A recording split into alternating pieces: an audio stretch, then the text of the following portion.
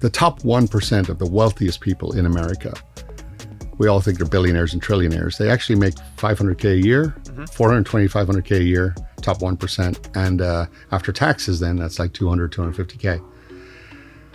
So that means if you lay out the life you want to live in this house, I want to vacation once a year, 2 cars, a few kids, go to college. Each kid is $1 million. So 250K for high school, 250K for college. That's 500K after tax. So about $1 million you have to earn per kid. So if you look at all that, you need to make over 250K to get that kind of life that you want to have. Well, if only 1% of people do that, that means 99% of the people around you, 99% of the time are wrong about everything. Wow.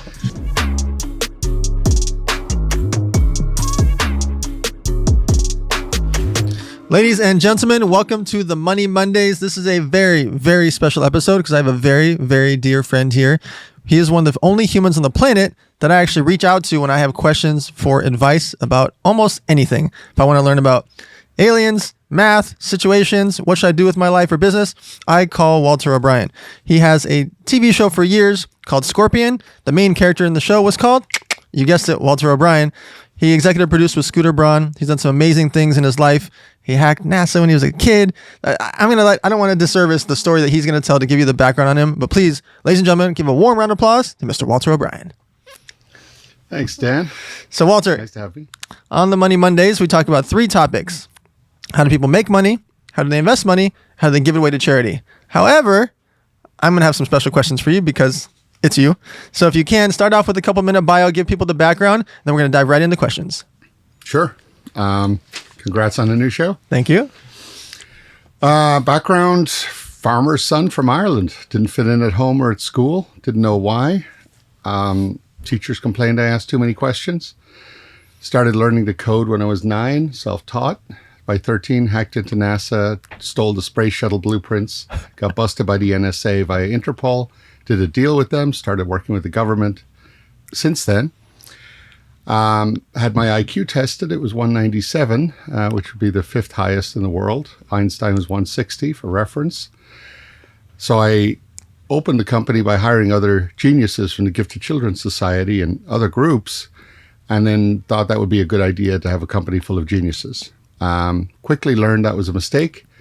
The higher the IQ, the lower the EQ, the emotional intelligence, common sense, people skills.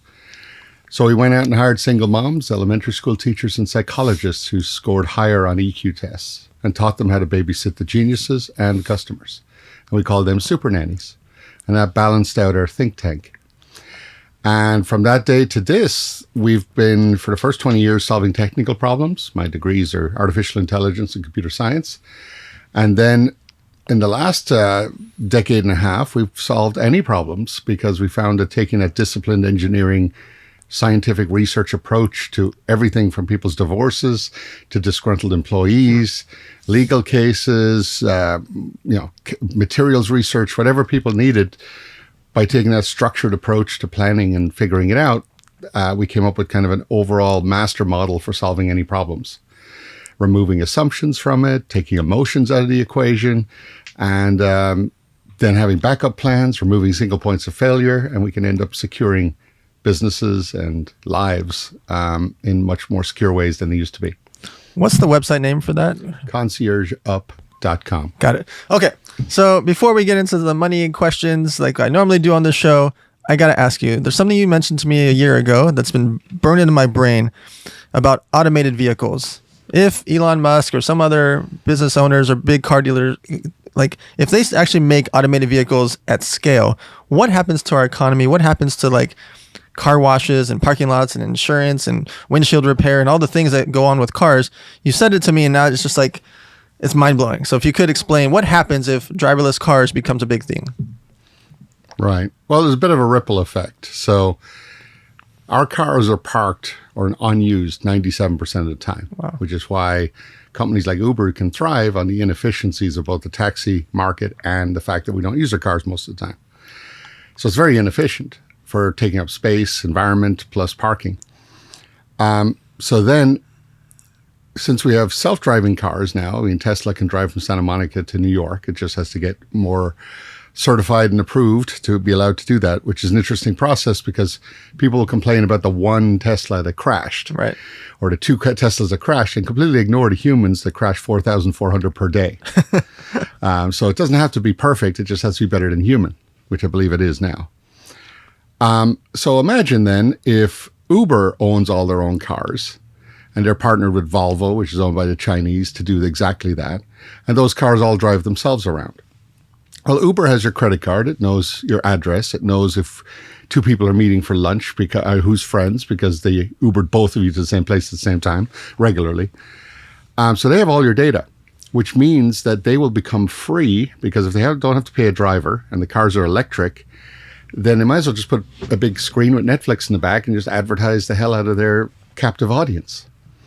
So then, if that happened and you can get everywhere for free, why would you own a car? Wow. If you're a student, why would you put 20 grand out for a car?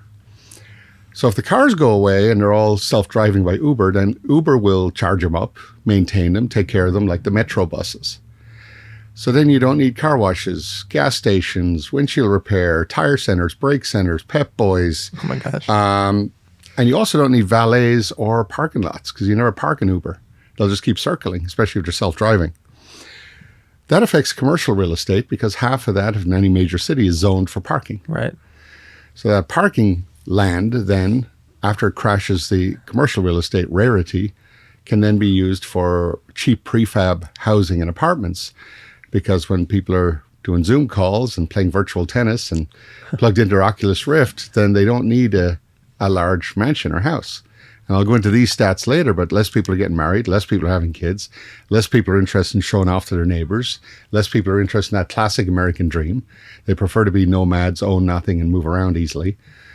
So because of that, then, that crashes residential real estate. Wow. And residential real estate has lots of spaces for driveways and garages, which wouldn't be needed if you don't own a car. This is going to be my favorite episode. I can already feel it. So, Walter, oh my gosh. There was another story before we go into money. There's another story that you told me about where you helped a very wealthy client figure out a situation about their son. Can you explain the story? Sure. So, like most interesting companies, ours evolved kind of by accident to where we're at, where we went from solving technical problems or hacking systems to hacking lives. And we ended up with a few wealthy clients who would ask us to help them out. And one of them, where we had helped him previously, was a billionaire in Europe whose son fell in love with a Ukrainian gold digger. And he asked us to break him up before the wedding, but not let him know we interfered because his relationship with his son was tenuous already. So thankfully, we've worked with the three-letter agencies with the government for years. So we've learned a few tricks, including Psy-Ops, psychological operations, which other people tend to describe as the Truman Show, where you put someone effectively in a movie without cameras for 6 months who don't know they're in a movie. So we start by our deep web and dark web research and background checks and classic private investigation, and we found out that the son loves to party. We found out where he's living, where he loves to party on Sunset, where he likes doing his bottle service, etc., where he likes to drive. So we found another billionaire son who was a client of ours, who was an actor and was willing to play this double agent part. Fun. So we rented a mansion for him down the street. He drove the same Aston Martin. He had similar suits. He had the same bottle service booth next to the other guy. Quickly, they became best friends. Then the girlfriend of his, she likes to work out every morning, go to a particular Starbucks afterwards. So we put another Ukrainian girl in designer jeans, 2 places in front of her in the line in Starbucks, speaking loudly on her phone in her native language, and they didn't talk. And the next day, we put her 2 spaces behind her in line, and they didn't talk. And then we got a heads up that there'll be rain on Friday, which is rare in LA. So we hired actors and extras to fill the Starbucks, every location except for 1 seat next to our girl. Huh. So the girlfriend came along and sat there. She had nowhere else to sit. And our girl struck up a conversation about the old country, talked about how naive Americans are and how easy it is to make money over here. And eventually the other girl opened up and said, yeah, she has a billionaire son on the hook They're going to get married. She's going to get her green card processed. Then she'll divorce him as soon as possible, ask for an exorbitant amount of money, threaten the family, and use the money to bring a real boyfriend over from the Ukraine. So now our girl was wearing a wire, but that's inadmissible in court. We also didn't need to show it to the father. He already knew. We couldn't show it to the son. He would know we interfered. So that recording was just for me because I need to know that it wasn't a genuine relationship and that we were doing the greater good. As soon as I knew that, then we went ahead and, as I said in the office, that she's now fallen on the wrong side of my fairness algorithm. So we can sit down and do planning meetings on where do we go from here. So we made out a plan, and it involved a teenage psychologist writing a speech of exactly the wrong things for the father to say to the son. We then had an acting coach teach the father how to escalate the argument and deliver it believably. We sent him a text signal on Thursday night. He escalated the argument. The son got pissed off, grabbed his luggage and left there and went down the street to his new friend's mansion where he told him all about it. And his friend was packing at the time for a trip and said, look, this is terrible. You should find some way to get back at your dad. I have to go to Dominican Republic tomorrow on the jet. My friend is getting married, but you're welcome to stay here. And it took a few minutes, but eventually it dawned on the son that the plan was to grab his girlfriend, elope with them on the jet, get married after the other wedding happens, and without a prenup, and just to get back at his dad. So that's what they did. And they went to the Dominican Republic. They had the first wedding, small group of 50 people. It was very nice. And then some of the people stayed, and our guy went up, our target went up, and he got married. And then we saw while they're on the honeymoon, she's applying for I-94 and her visa status and everything else literally that night, sending off the info. And we tracked them over about the next 6 months or so. And as soon as she got her initial approvals on visa and being able to stay, she then went to the son and threatened him with all of this stuff the son had told about the family and the father. It would be highly embarrassing, and threatened to go to the press with that unless she got a divorce plus an exorbitant settlement amount. So the son was freaked out and panicked and knew his dad was going to kill him. So through his friend, recommended this law firm that might be able to handle the divorce quietly, which turned out to be our entity. And so the girlfriend shows up a little bit later for her divorce papers. And I go into the room and give it to her. And she's looking at the contract, and she said, this is an acting contract. And I said, I know. Do you recognize the signature? She goes to the back page and turns white because the signature was the priest from the Dominican Republic. So the first wedding was fake. The people were fake. The attendees were fake. The priest was fake, which means the wedding certificate was fake, which leads me to the second envelope I gave her, which was her being banned from the U.S. for 10 years for immigration fraud for filing a fake marriage certificate. We had the Uber waiting for her outside. It was not self-driving. Otherwise, it could have a bug in the software. But with her bags packed to take her to the airport, we had a handwriting expert replicate her handwriting for a Dear John letter back to the son to say she doesn't want anything from him. And she's left and never contact her again, which he was very happy to not do. And he's rebonding with the father who never interfered. And we don't exist in that story. Wow. It's so fun. So you mentioned two words. You said the greater good. And I noticed when I watched Scorpion, I watched all 4 seasons. And in that show, oftentimes it was always about the greater good. What does that come from? What does that mean? What is the greater good? Well, I'm a logical creature. So like most people, I mean, I grew up without money. So I spent the first half of my life scrambling to go, okay, how do I pay the rent? And then at one point I get to a point where I'm like, okay, I don't need to worry about that anymore. And then I'm like, well, what's life about now? And I had to define what success meant for me. And being a logical person, I realized that the optimal, because I'm all about being optimal, solution for me would be if I can keep my average happiness above a 7 out of 10 while doing the most good for society with the skills that I have, while not hurting anyone or lying to anyone, then that's probably the best mixture of a good life. So the greater good then just became, okay, well, how do you do the most good possible? A lot of charities, if you donate to them, 60% of the money disappears on admin fees. If you try and do it directly, it's hard to know which one and how to scale.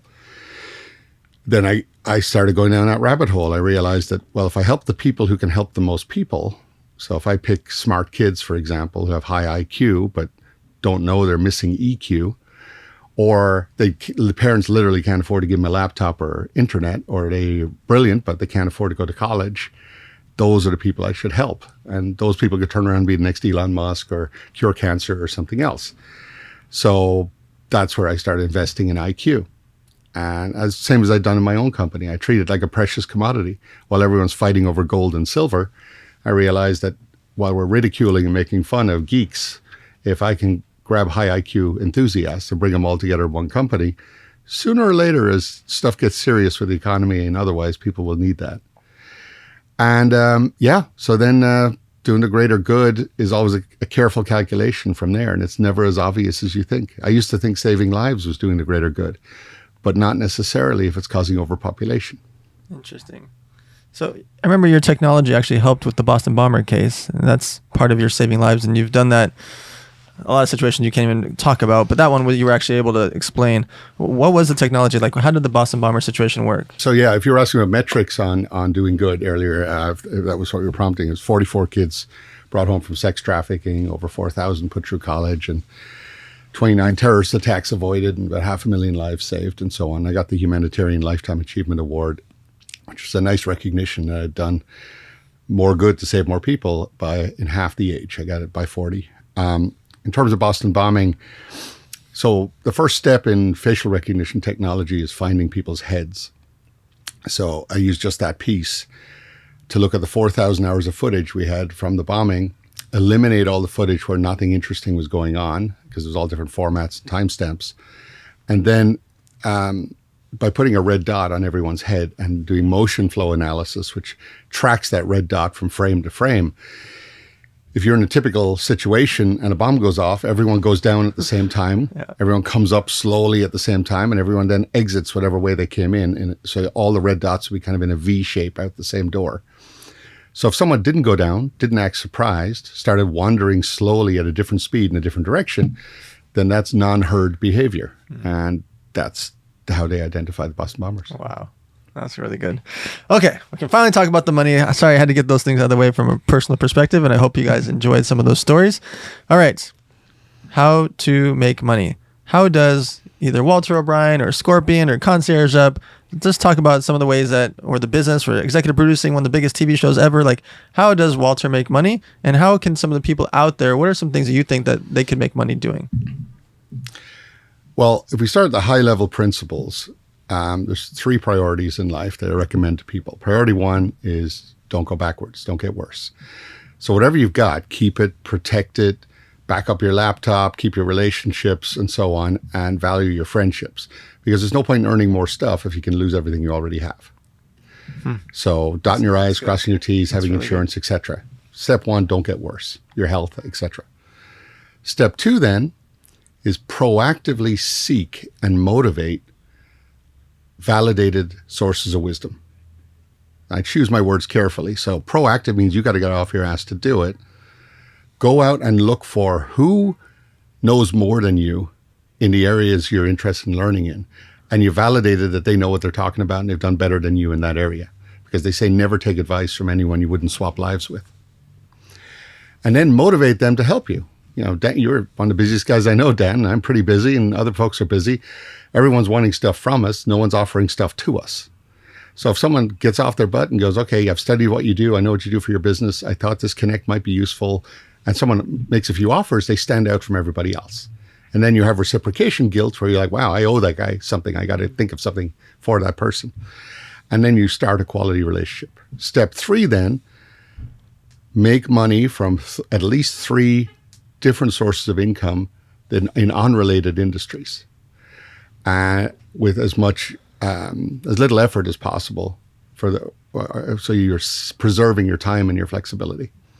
And that way, when something like COVID hits, you're impacted for about 30% of your income, not 100% of your income. Right.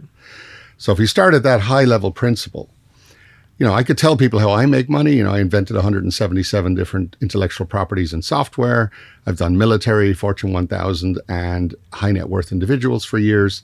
The TV show stuff happened 34 years later, so I call it a 34-year overnight success. That was kind of at the end of it all. I went back and told the story to inspire other kids and teach other kids that being smart is cool. But that may not be your forte or your skill you're particularly good at. But it's very smart to make money, to only use your passion in one of your businesses to make money. The other two businesses fit the mold of what I call dumb businesses. If you own, if you own a parking lot or a coin-operated laundrette or something like that, where you don't have to run it, any person or a high school kid can run it, or ideally nobody runs it, a bunch of vending machines, something like that. Nothing where you have to personally be involved. You'll do almost better in those businesses because you're not emotional about your decisions in them.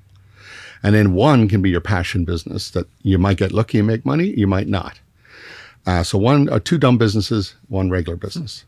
And then being extremely careful up front about who you decide to get into bed with business-wise, and try to avoid partnerships at all cost. As I said to an investor trying to buy out my company at one point, I said, if I believed in partnerships, I'd be married by now.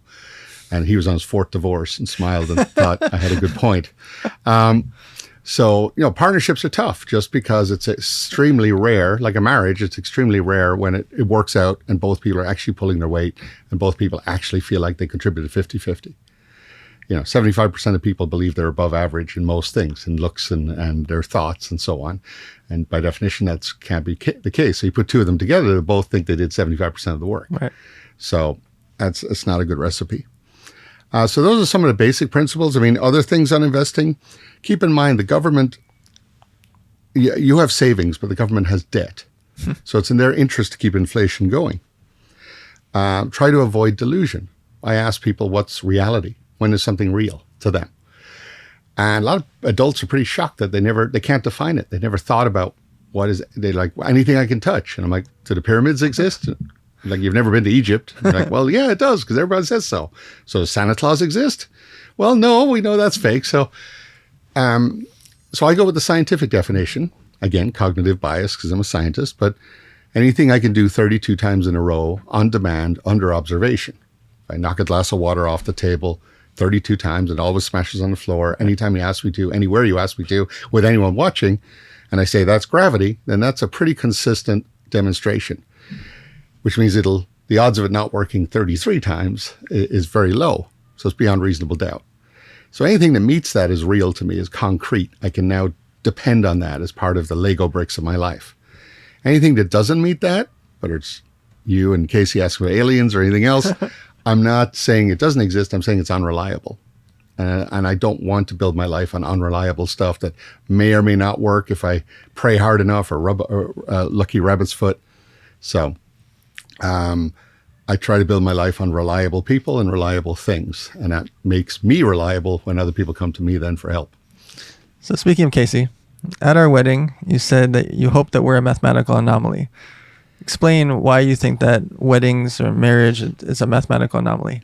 Sure. No, that's a good one. And it ties into something else in the investments I should point out. So I had a quick note here on this one. So across the U.S., there's a 50% divorce rate. Marriage now is at its lowest rate in 50 years, 6 people per 1,000. And 2.5 of those get divorced every year. 30% of them have no kids at all. And the 50% who are single all the way up to 50, 55 years old, who never get married. The marriages last 3 to 5 years, depending which state you look at. And we're going to live to about 100, 110 years old, depending on what age someone is now, on average, because we keep extending life expectancy. In the last 50 years, we added 20 years to how long people can live. The last 10 years, we added, I think, 5 years to how long we can live. Now, of course, we might reach escape velocity where we don't have to die at all, but that's a later conversation. Different podcast. But when you look at that and you're like, okay, you meet someone now, you might have to be married with them for 80 years. There's no creature on the planet that's together or monogamous for that long. People always bring up penguins as an example, but they only live 12 years. Interesting. So So that's what I meant at your wedding when I said I wish you guys would be a statistical anomaly, and even so far you have been, because you're both wonderful. You're both wonderful people, but it's very rare that works out, and that both people find their groove and don't become either too claustrophobic with each other or too distant. So on the Tim Ferriss podcast, I remember it was a riveting story where you talked about like taking someone's head and transferring their brain, and like someone could be in China or Japan and someone's here, and you could something about a meat carcass, and you could just transfer energy across. Like, explain. What does that mean? Well, what is a meat carcass? Am I a meat carcass? We all are to some extent. So this is something a little bit further on the extreme, because if you reach a certain level of wealth, any goal you pick in life, you can just write a check on Monday and it's done. So, where's the excitement in that? And, I spoke to a therapist on this, and he said, well, either learn to plateau and enjoy it or pick a big mountain to climb. So I decided to pick a big mountain to climb. And if I analyzed my greater good strategy, which is, use the gifts and skills you have to do the most good for society before you die, it would be obvious that the first thing I should do is not die. Then I can do more good. So that starts going down the philosophical rabbit hole of like, what am I? What are any of us? Well, we're not our fingers and our toes and our arms and our legs. We are our memories and our consciousness. Well, what is that? It's electrical signals running on a biological computer with about 100 million neurons and 2.5 petabytes of storage, or is the estimate of our memory. So we have computers now that have that much storage, and we are getting to the level of MRI scans to get to the molecular level where we could replicate a human brain in software as is. Not AI, not code, not rewriting it, just port it over as is. So if I could upload or back up my brain, and then we have stem cell cloning, we've had it from sheep to chimpanzees. Unofficially, we've done unofficially humans.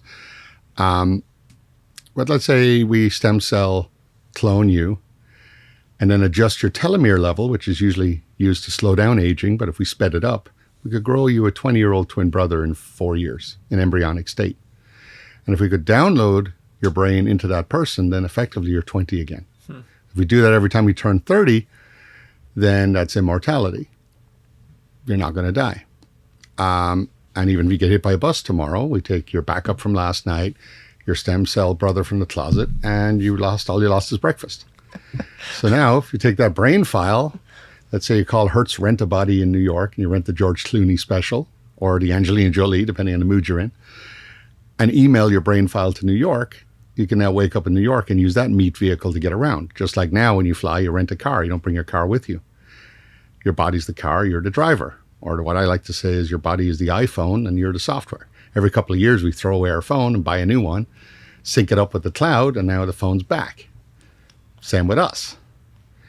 Now, there's head transplants, which are a little messy. They've been done 29 times on animals, and some of those successfully.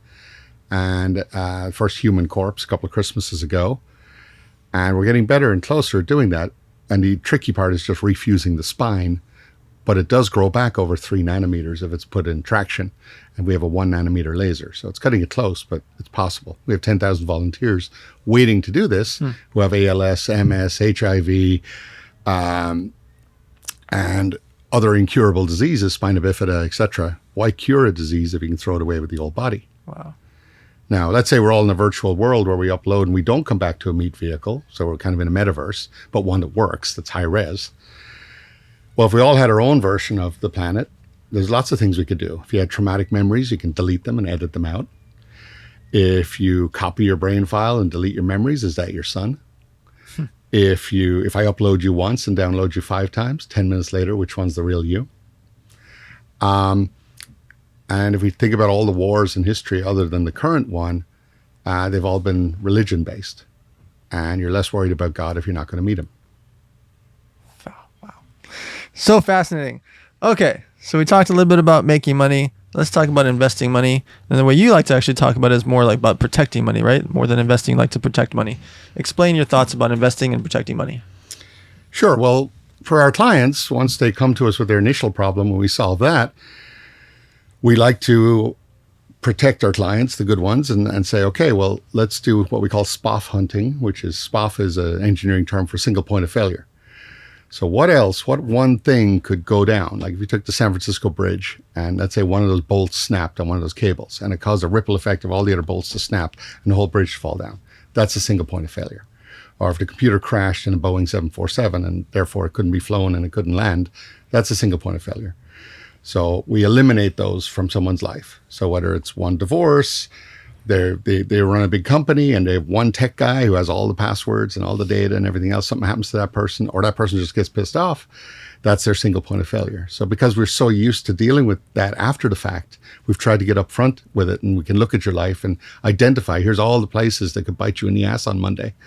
Why don't we go take care of those now, which is much cheaper, and make sure you have 2 of everything, not necessarily twice the cost. Maybe you need someone 4 hours a month to make sure he can access everything that your chief technology officer can access, for example. So then protecting assets, we predicted FTX 2 or 3 months before it actually happened. Our clients saved us $70 million by transferring their crypto out of there. We discovered crypto wallets that were not secure. So we got people to transfer out before the hackers discovered they were not secure. We predicted crypto winter in advance and you always recommend, and I always use your advice on this, 40-40-20 in terms of how people allocate their funds. But what we do is apply oversight to that and go, you were 40-40-20 3 years ago. Yes, your Bitcoin has doubled or halved. Did you look at it again now? Right. Because we've had people who were 40-40-20 and now they're 90% in their gambling money because it grew so much relative to the rest. So our people spend their whole life building a business. I'm like, have you ever taken cash off the table? Have you taken care of your family, your kids, your house, so that if this one company gets sued or goes bankrupt, you don't lose everything? And we have so many people come to us with that going, I've been too busy to even think about it. So SPOF hunting is one thing. BCDR is another discipline, which is business continuity and disaster recovery. You have backups, but can you restore? If you can't go to work on Monday because of a chemical spill, is everyone able to function from home? How do you know? When's the last time you tested it? So we do disaster recovery rehearsals every quarter to make sure a whole company can function, even if nobody can go to work. And these are just good disciplines to put in place. And yeah, people ask us then to look at the macro level of what's going on in the world and the economy. What currency is safe? How do you avoid inflation? Should you invest in Europe, New Zealand, Australia? When water levels rise 10 feet, where is left in the US to have real estate that's worth anything for retirement homes and stuff like that? We just did that research. So we're looking 10, 20 years ahead. If California is burned to a crisp because of global warming, then where can you live comfortably?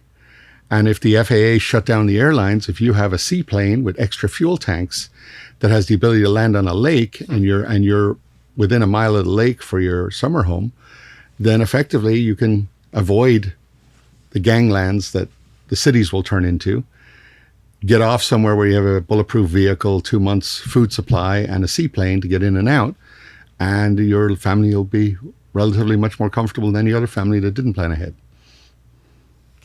So what Walter mentioned there, the 40-40-20 principle, for listeners that haven't heard about it before, it's where I take 40% and then invest in low risk. These are things that I want to make between 5 and 9% for the year.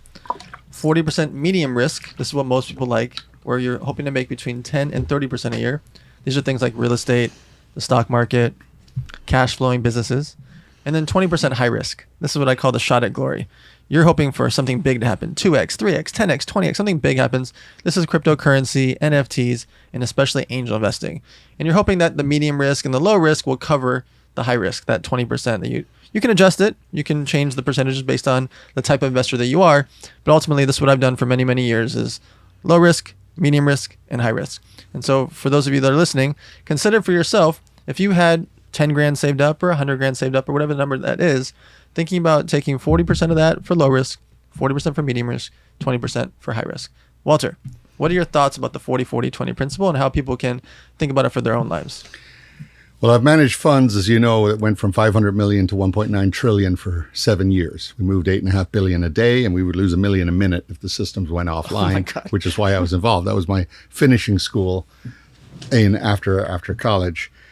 And I learned a lot about risk and diversification being in that situation. And the 40-40-20 is as good a rule as any in terms of a good balance. I mean, you can adjust that depending on your circumstances as you get older. So you can take a little more risk when you're younger because you have more time to recover in the market.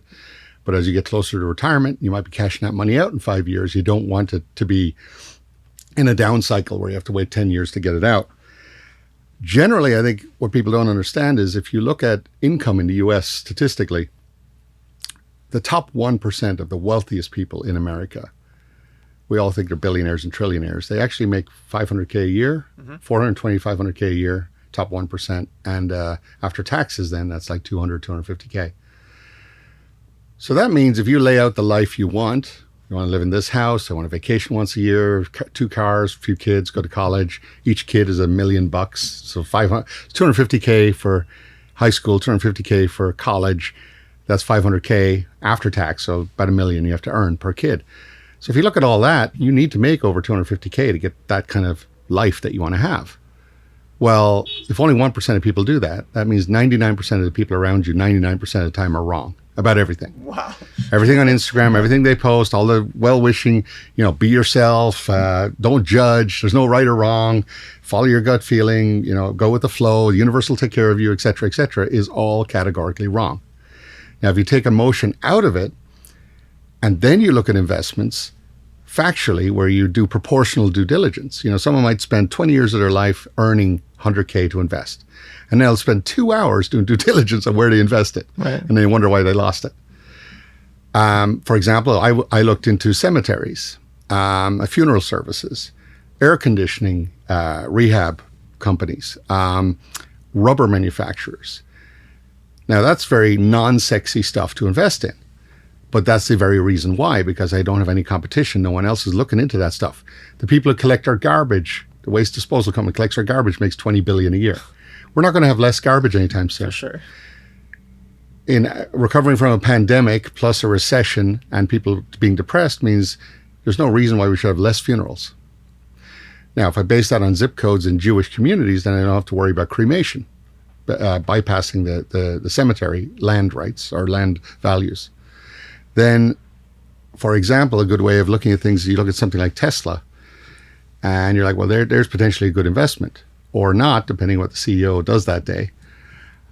But there's not enough lithium ion to be mined on the planet right now to give everyone electric cars. So that's going to slow things down significantly. And California will say things like, well, there'll be no combustion-based cars sold in 2035. Yeah. But again, there's no governance without consequence. If they break that rule or push it out another 10 years, what happens to the original politician? Nothing. He's retired by then. Right. So he can say whatever the hell he wants. Yep. So when you can see the world for what it really is, and if you use that as an example, okay, so I don't know if we're going to use electric cars or combustion cars. I don't know if we're going to use cars at all if they're all owned by Uber. But I do know that cars are going to need tires or wheels. And that means they need rubber. So why, if I look at rubber factories and rubber equipment that produces rubber, there's no reason to believe we'll need less rubber anytime soon. Plus, those cars are accelerating 0 to 60 in 2 or 3 seconds, which means they're scraping rubber off, and those tires are probably softer than classical tires to get that much grip. So this is the kind of rabbit hole stuff I can look down that no one else is looking down and go, I think there's a safe bet. And a safe bet to me is, okay, there's no reason for this to get worse.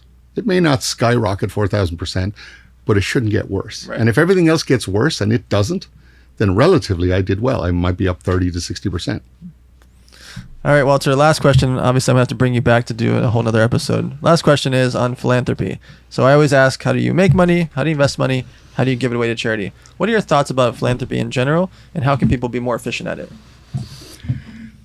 Be specific in the philanthropy. A lot of people, I asked them, if you had $1 million right now and you couldn't spend it on yourself, where would you spend it? And they're like, I don't know, kids in Africa or the homeless. And that means they haven't really thought about it. They haven't thought it through specifically. Whereas if someone actually goes to the trouble now as if they did have $1 million from their uncle they had to give away, that they actually went, who deserves it? And let's go visit those places and let's see the poverty or see the issue and understand. A friend of mine realized that for every 5,000 they could pay for a classroom in Ethiopia to teach kids for a year. So now they're very motivated to get out of bed every morning and make an extra $5,000. Every $5,000 is a classroom. What you do with the homeless, with the backpacks, that's really specific. That's what they need. That's what they want. It's practical. People can hand them away. It's brilliant. So there's something that now you've been motivated. Like, okay, every time I earn X amount, it's an extra 100 backpacks. Right. So even though you don't have the money now to give it away, a lot of people make the mistake of waiting till they have the money before they'll think about it. I say think about it now, and it'll motivate you to go make the money, because it's not about you anymore. If you were able to help 100 people a year, that means 100 people a year are going to suffer every single year waiting for you to catch up and get off your ass and get to that point. Another thing people don't do well in figuring this out is you can't be charitable while you're still a charity yourself. So you got to be selfish until you can be significant. So take care of yourself first.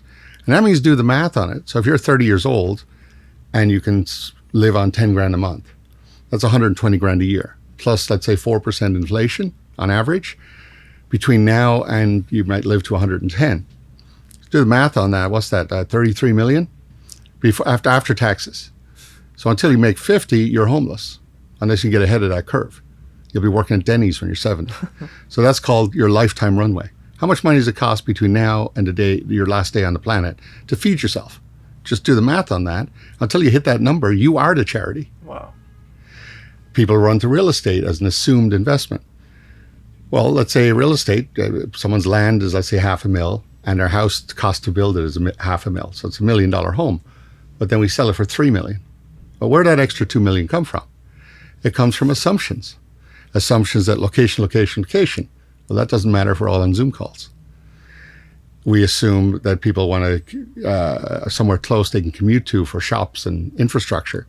Well, not if Amazon drones will be dropping stuff off every half an hour, and along with Walmart and UPS.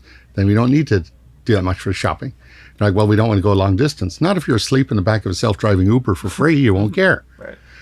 So all the assumptions that made real estate a safe investment are no longer there. So people need to question these assumptions. Real estate did make the most money for the most people over the longest period of time. Doesn't mean it always will. Just like being a blacksmith used to be a good business. Right. Ladies and gentlemen, you have watched Walter O'Brien on the Money Mondays. If you want to have some fun, go look up Scorpion on CBS. They've had 4 really good seasons. It's one of my favorite shows of all time. Also, check out conciergeup.com so you can see what Scorpion and what Walter O'Brien's business is. His fun project with all the nerds and all the wizards and all the smart people he has and the geniuses that help people with their businesses and their situations. But we have one favor, one request. We all grew up thinking that it's rude to talk about money. And I think, and I hope Walter thinks the same thing, that it's rude to not talk about money. And so what we need you to do is share these, subscribe, share with your friends so that we can get more people talking about money. We'll see you soon.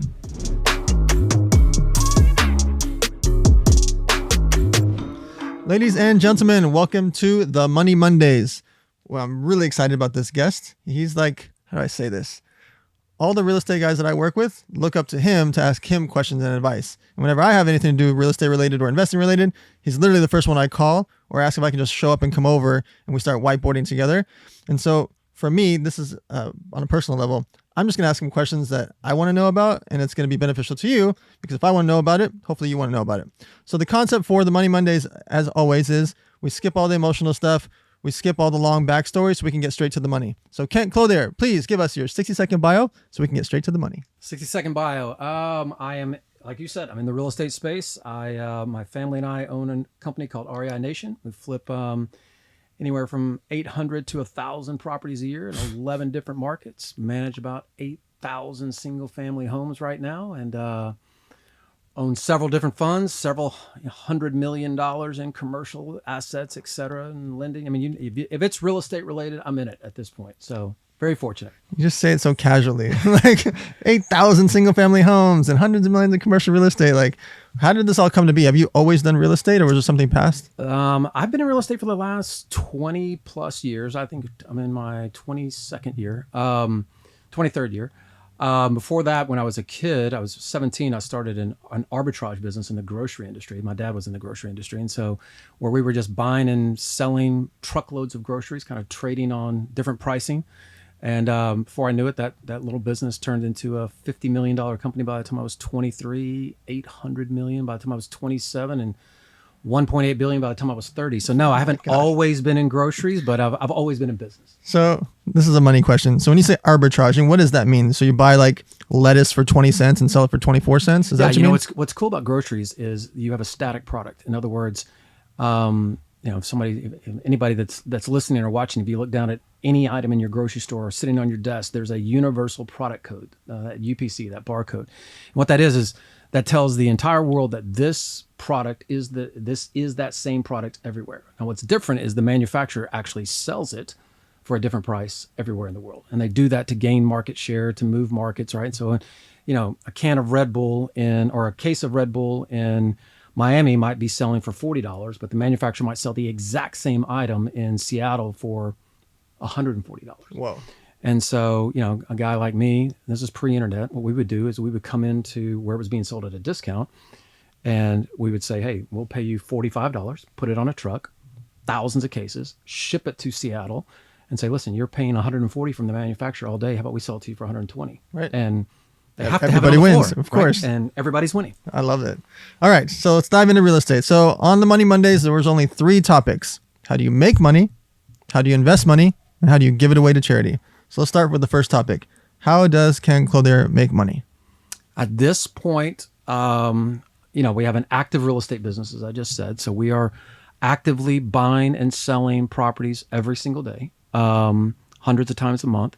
And once we do that, we've been very fortunate and very, very deliberate over the years, where we have then realized that when we have that one transaction, there are other transactions that come behind it. So in other words, we have built an entirely vertically integrated ecosystem. So not only do we sell you the house, but then we will rehab the house. Now we will find the renters. We own the property management company. We own the insurance company. We have lending. We have the lending company.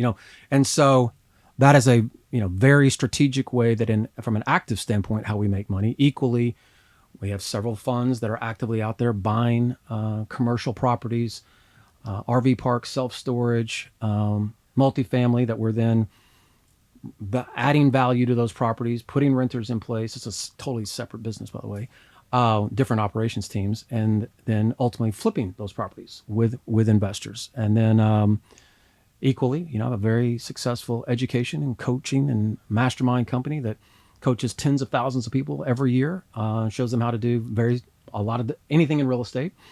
And we make money that way. And so not only are we making it actively, but we've got a lot of passive stuff going on as well. So walk us through on the masterminds and education side. Is there different levels in pricing? Like, let's talk actual money. Like, what does it cost to join? Yeah, so we have from you? Our coaching program. If you come into our if you want to learn how to be a real estate investor, right? So most people, they'll watch Chip and Joanna Gaines or whoever it is on TV. They'll get a little enamored. And they'll come to us to learn how to actually do it, whether that is rehabbing or whether that is wholesaling a property or whatever the case may be. And so we have a $15,000 all the way up to $25,000 program, 90 days up to 6 months, where we'll effectively kickstart their career or show them how to do it. And then what we have definitely found in the last years, and where I've spent the last 5 years really focusing on, is there's not a lot of people in the industry that then show somebody how to turn this little hustle into a real business, right? And that's something that we've become really good at. And so then they start graduating into our mastermind and into ultimately they can even work with me privately on CEO coaching, to where we kind of tap into that next thing. You've solved the income challenge, but you have no idea how to be a good CEO. You have no idea how to put the systems and the processes and the people and all the things that might intimidate you. We then take them in that mastermind format and really show them how to do that. And then our mastermind is a true mastermind. I mean, if somebody that's never been inside of a mastermind, you make an investment for sure, $30,000 to $60,000, but we surround you. This is a group of 200 of the best real estate professionals in the world. We curate it like crazy, and that group gets together 4 times a year. And over a 2-day period, we are breaking each other's businesses down. So it's not only it's highly tactical, but it is highly inspirational and aspirational, because to your left or to your right are people that are doing what you want to be doing, right? And they've accomplished what you're looking to accomplish. And so that mastermind is extremely powerful when it's done correctly. And it's been around for 10 years. So why should someone join a mastermind? Whether it's in a fashion industry or makeup or health and fitness or food or real estate, investing, or just general business, why is it important to be in a mastermind setting? Because there's only one way to coast, and that's downhill. If you're not pedaling, then you for sure are going in the wrong direction. You have to keep trying to become better. There's a big world out there. And a lot of people get trapped inside of their own four walls and they start believing their own BS. And, they're a big fish in a small pond. And I don't care what city you're in. There's always a bigger fish. There's always somebody doing it bigger. And, you know that, I know that. We hang around people that, a lot of people in our world look at us and they're like, oh man, you guys have got it all figured out. And then we go sit in other rooms where people, and you're like, oh, I don't have anything figured out, right? And that's the point, is when you get around people that are doing it bigger, not just business, but business, life, money, financial, wealth, everything, it opens up a world of opportunity for you. You don't know what you don't know. And as long as whenever you stop seeking, then you're just going in the wrong direction, man. I mean, I'm just a huge believer. I didn't come this far to come this far. And I think that's what every mastermind does for you is if it's done correctly, not only are you getting the strategic and the tactical, but you're getting inspired and you're connecting dots extremely fast. It is a way to effectively collapse time. You high level entrepreneurs, one thing's for sure, we'll get there. But as far as I'm concerned, why would I wait? I mean, if I could get there tomorrow, if I've got a challenge, I'm picking up the phone and calling you, right? And or whoever. If my network can suddenly bridge it for me like that, why would I not take advantage of it? That's one of the smartest investments you could ever make. So I always say, once a wallet is open, it's way easier to get more money from that wallet than to go open a new wallet. No doubt. And so when you mentioned they can buy or sell the house through you, but you can also help them with their loan or their insurance or their title or their flipping or the remodeling or everything involved, that's the same concept. That first person that needed to sell their house, or they had a divorce and a situation happened, or they have a business, they want to move to another city and they got to get rid of that house or buy a new house. From there, you knew that there was this situation. Basically, all your vendors, clients, partners around you, you replicated some of those to create your own businesses. Is that correct? Mm-hmm. Why don't more people do those type of things? And how can they start looking at their own business and be like, you know what? I could do what that vendor does or what that client does, or I could partner with them and JV with them. I don't necessarily want to do it. I don't want to create a escrow and title company, but I could joint venture. Like, what are some things people could do to actually sit and look at their own businesses to figure out how can I make more money within the same customer base? Well, there's two things. One, the first question, why do people not do that? Is because they're transactional, right? What I've learned, it is a hard bridge to go from hustler to CEO. Right? That is absolutely not a natural bridge for people to follow.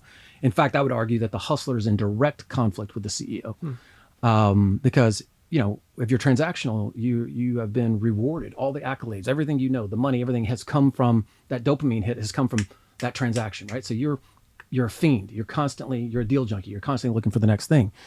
And when you go to a CEO and you start thinking more strategically, then that dopamine hit comes in a different way. Like this one transaction that I've worked so hard to get, the question I would tell everybody to ask yourself is, what's the transaction that your transaction just created? So think about it in real estate. If somebody buys and sells a house, well, that's just the beginning. The moment you did that, there are so many other people that now you created a transaction for them. Title, escrow, an appraisal, contractors, right? Moving companies, direct TV, insurance. I mean, all these notary, other everything, all these other things were created because you did your job. And as a CEO, when you start thinking strategically like that, you're like, wait a minute, my one thing, that's my transaction. But the reality of it is I just created 24 other transactions for other people. Why would I not try to figure out a way to capture more of that audience and extend the lifetime value of my customer? What people don't think about is, if you're doing a deal and you're making 20 grand, if you actually think about it and go down the line, you'll see that in a lot of cases, certainly in real estate, another 20 grand was created in fees or interest or whatever the case may be. The fastest way to double the size of your business, go get that business. Right. You're already doing it. You already did it. You don't have to go get more customers. You don't have to do bigger deals. You just need to go capture more down the line of what's going on. And it effectively is free money because you already did all the hard work. All you have to do is, whether it's partnering or JVing or actually owning it, the reality of it is the money is going to transact whether you do it or not. So you kind of have an obligation, a responsibility as a CEO. You have an obligation to try to figure out how to extend the lifetime value of the customer. So last question about how Kent makes money. There's CEO coaching, there's speaking fees, there's books. Like, what are some of the other things that, as someone that's out there, that they might be able to add as a revenue source for themselves? Like, how can they decide, I'm going to be an author, or I'm going to start speaking at events, or I'm going to create a mastermind? Like, what are the other things or ways for Kent as a person or as a business that... I mean, I look at it the same way I just said. I mean, the reality of this is that I worked hard over the years, just like others have, to create authority and influence in the market. I didn't always have a clear line of sight on what that actually meant, but I can tell you now more than ever, when you have authority and you have a social media presence and you have some influence in the market and you're a trusted agent of all that, opportunities, whether that's in coaching or whether that's in courses or whether that's in speaking fees or writing books or whatever, I mean, that's all there for the taking. Now, I will tell you this, kind of a cautionary tale, if you will, is that the first place I would always look is what is a natural byproduct of your core business. I can't tell you how many times people come to me and they've flipped a few houses or they've done a few things and suddenly they want to open a coaching program, right? And I'm like, it is a completely different business. It is not the same thing. Anything that would naturally kind of fall into your business is the first place you want to look, right? Then as you get the systems and the processes and people in place and they're kind of running this business and you kind of are at a place where it's like, all right, now I can actually start to potentially monetize other things. Every one of those things you just mentioned, courses, coaching, mentoring, speaking, those are businesses. And I will tell you, in those businesses in particular, it's pretty costly to be wrong. In other words, because it's public now. Right? You go off and start coaching somebody and they have a bad experience, whatever. I mean, they're going to light you up on the internet, FTC. There's all kinds of things. So you have no choice but to run it like a business. You have to be good at it. And you don't get to passively do that kind of stuff. And so I would look inward first, get it perfected, and then go outward. All right. Question number 2 of the how to make money, invest money, and give it away. On the investing money side, how does Kent or your business, how do you look at investing money? Since you're so good at making money, how do you invest money? Naturally, a byproduct of what I do is real estate, right? And so we invest, if not all, the vast majority of our holdings are almost always in real estate. The way we look at it, we really look at 2 things. Because every business has a different season. And so there's some times where we need to be looking at investments more from a cash flow perspective. Are we creating real cash flow in real time? And those investments are things that we would go into like self-storage or multifamily, where we can create cash flow very, very quickly and do some value add, spruce it up, et cetera. That's what, anytime you're investing, I really believe you have to look at it through those 2 lenses. You have to look at it like, okay, does my business need the cash flow right now, or my investors need the cash flow? Or is this purely an equity play, right? Are we playing the long game where we're not going to see any money? We're going to invest the money. We're going to invest in the infrastructure. We're going to maybe ground up development, whatever it is. But we're going to play the game to where we're going to make an exit in 3 to 5 years on a property. And then everybody's going to get paid, but there is no cash flow. And so we look at every investment, big investment, through those 2 lenses. And so examples of cash flow, like I said, self-storage. We have one of our funds that does nothing but lends money, right? In large part, we're arbitraging other people's money. Our investors are giving us the money. We have the deal flow, and then we're making that delta on going out there and being a good steward of their money, putting it into good deals, lending to good borrowers, and turn around and as that money comes back in. But those are cash flow investments because we're getting paid every month out of the deals. We have a hotel project that we're working on in Palm Springs. We have another one we're working on in Las Vegas. Those are all ground up type stuff. We're not going to see a dollar for many years, but we know when we do see dollars, it'll be tens of millions, hundreds of millions. And so I really think that every investor should really look at it through those 2 lenses. Last but not least is probably another one that we definitely look at is, what are we doing from a depreciation standpoint, and if I can get real tax benefits in real time, especially at the end of the year, millions of dollars in write-offs, et cetera, a lot of times that's a big enough reason to make a strategic investment into a property that, again, is more of an equity play, not going to be cash flow, but we can do a cost segregation study, and we can do a accelerated depreciation. Be shocked how the tax code can work to your benefit real quick to get offset a lot of taxes really fast at the end of the year. So those are really probably the three main buckets we look at stuff through. So someone listening, they're making some money, they're making 60 grand, now they're making 100 grand, or maybe 200 grand or 500 grand. They start progressing through life and they start making more and more money. Why should they be investing also along the way? Because if you don't, you will be a slave to that job or that income for the rest of your life. It's that simple. And 99% of the people out there don't even get it, right? But the most effective way to get rich in the long run is uninterrupted compounding interest. When you're in your 20s, it's not sexy. When you're in your 30s, it's not sexy. But I go and tell you, if you can go get $5, $10, $15, $20,000 into an investment and it is compounding year over year, and you're investing every year at an 8% interest, you will be a multi-millionaire by the time you're 60 years old. And what makes that so effective is time, not the money, right? So I was just showing my daughters this past weekend that the difference of what my 17-year-old retirement account will have in it versus my 9-year-old. And that's effectively, we got 8 years here. But that 8 years, what that will do is by the time, what we set aside for our kids and how it will compound over time, when my 17-year-old turns 59, there'll be $22 million there. Oh my God. But when my 9-year-old, it'll be $46 million. Wow. 8 years. Teenage years. Because like kid you're years. compounding on a $22 million number now. Wow. And then it compounds again and compounds again. And so what makes it so interesting is that time. And so back to your point, if you've got, I don't care how much money you're making, get money working for you now and let it work. And you can invest in real estate funds. You can invest in, you don't have to have a whole lot of money. You can, if you get money and go put it into a self-directed IRA, the government will let you put, $6,500, I think, somewhere in that neighborhood, into a fund every year, and go deploy that directly into a fund like anything, friends and family, it doesn't really matter, and allow that effectively to bake, and just keep deploying. Don't ever take it. And the reason why this self-directed IRA thing is important, because you can't get your hands on it. You have to keep deploying. Right. And so just keep rolling. Just keep on rolling. Keep on rolling. Keep on putting that $6,000 to $7,000 in there every year, and just keep on putting it in. And it will just make you ungodly rich.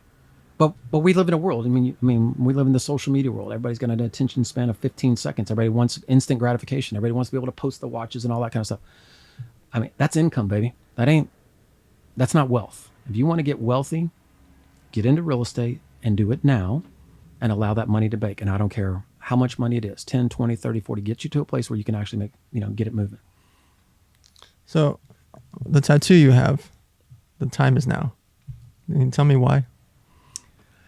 Well, I'll give you 3 reasons why. One, I talked about that big company at the end of my 30s, 1.8 billion. In the end, my partners and I got into a run-in, and I walked away from that company and got humbled over the next 22 months and lost every single dollar I'd ever made, and had to start all over and got into real estate. So I realized real how important the time really is, and spending time where it really matters. Because I'd spent night and day building a company, and ultimately figured out real quick that just how fragile and how crazy life can get, right?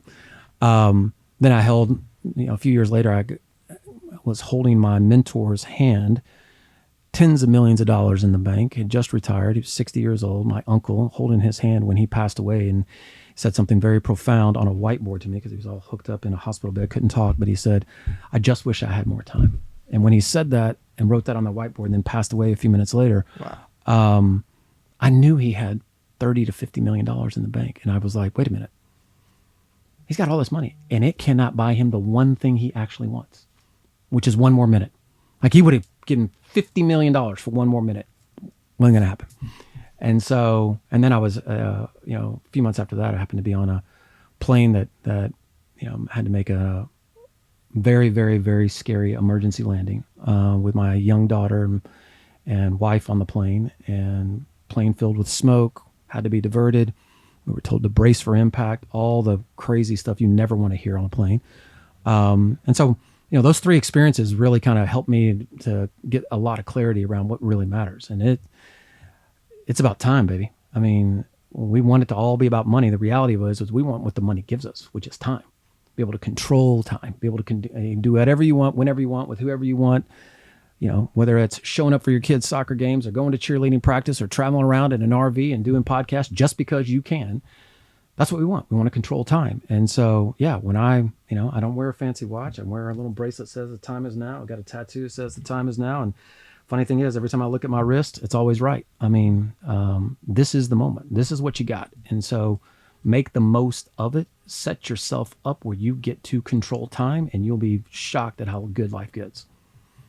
All right. And then the last segment is, how do you give it away? Like, what is important to you from a charity perspective, if at all, and why should charity be important to other people? Yeah. I mean, I love the question, and it is extremely important to me. I believe, that I'm one of those guys. I just believe that we are here to leave it better than we found it, right? Create real impact, and not at some superficial level. My wife and I give a great deal of money to charity, but I had the good fortune back in 2012 of making actually had a mentor drag me down to Haiti. Did not want to go, didn't know anything about it. And had a profound experience on me, or profound, it really, really changed me in that if you've never been to Haiti, it is probably the most destitute place on the planet. It is, we don't even know what poverty is here. Like, that's real poverty. And when I got down there and just saw what I saw and got to experience what I got to experience, I came back changed, and immediately went to work, started working with some really smart people.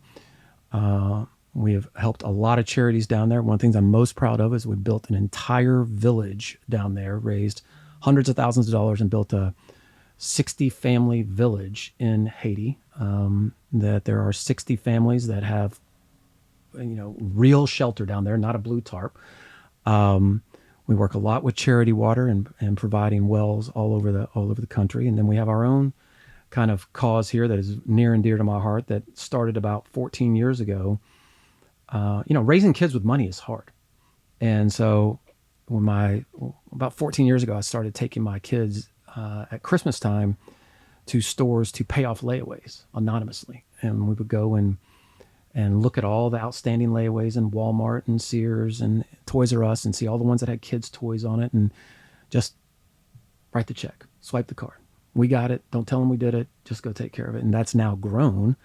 As I started to share with my community, we have a cause called 1,000 layaways. And so every year, all over the country, we pay off thousands and thousands of layaways completely anonymously. And what's baffling about this is that, if you come from money, you have no idea. But when you actually go to pay off somebody's layaway, you'd be shocked, right? So there are hundreds of them sitting in the back of a store like Burlington.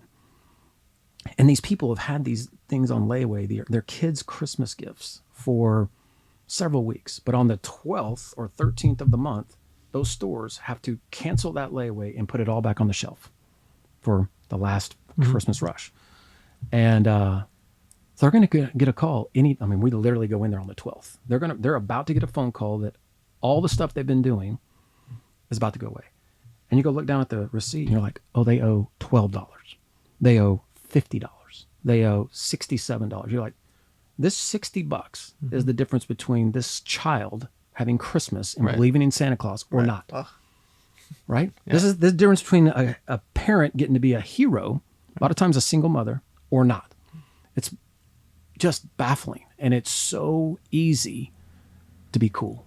And so that's how we give our money away. We are trying to train our kids to be good stewards and think about it, and not just be consumers, to really think about trying to help as many people as they can. And I just love the idea, especially with the layaways, that, all those 60 families in Haiti, I'll never get to know them. All these thousands of people in the layaways, I'll never get them. The parents get to be the hero. Wow. I mean, that's to me that's a I sleep very well at night knowing that at least we tried. So you've seen at the masterminds, there's only one question that's recurring at every single celebrity athlete that I interview. There's no other questions the same except for one, and I'm finally going to ask you. At the end of the day, 50 years from now, 100 years from now, whenever it's time for you to pass away, and you've got 50 million, 100 million, 500 million, $1 billion, $2 billion, whatever Kent and his wife has amassed over the years, what do you leave to your kids? I can tell you because it's set up. My kids will get 5%. My kids and so we have a legacy plan, right? So my kids will get 5%, and then my grandkids will get 5%. Now we've already recorded an entire, effectively an online course, that in order for my kids and my grandkids and great grandkids to get to that money, they have to actually complete the course to go through it. And I think it's 52 modules. Right? And so they have to go through it and understand what we did to create this, and what our values are. Right. And until that is completed inside of that course, that money will not unlock for them. The rest of it, we have several charities, that has already been designated. We have a plan, but it is not just distributing the money. It is distributing the money with strings. That I want them to know not just how we worked for it, but I want them to know what is important to us. What would matter the most to me is that everything that we've worked hard to do doesn't just go one generation, just go two, that it goes all the way down the line, that in order for people to access all that capital, all that liquidity, all the properties, all the companies that we've built, and to play active roles in it, that they're going to have to be good stewards. That they're going to have to actually have the same values. And if they don't, guess what? Go do your own thing. Right. I'm cool with that. I'll still teach you the lessons. You can still go watch it. And people ask me, why do you bother with the courses and everything else? Because that will live forever. My kids, grandkids, great-grand, they're going to be able to see everything I do on social media for the next 100 years. If they want to get the money, they're going to have to go through the specifics, but they're definitely going to know what we stood for. All right, guys, you're listening to the Money Mondays. Make sure to like and subscribe. And if you could just do us one favor, if you like some of the clips or you like the whole episode, please share with your audience so we can get more people on here learning about money, because I think it's rude to not talk about money. Amen.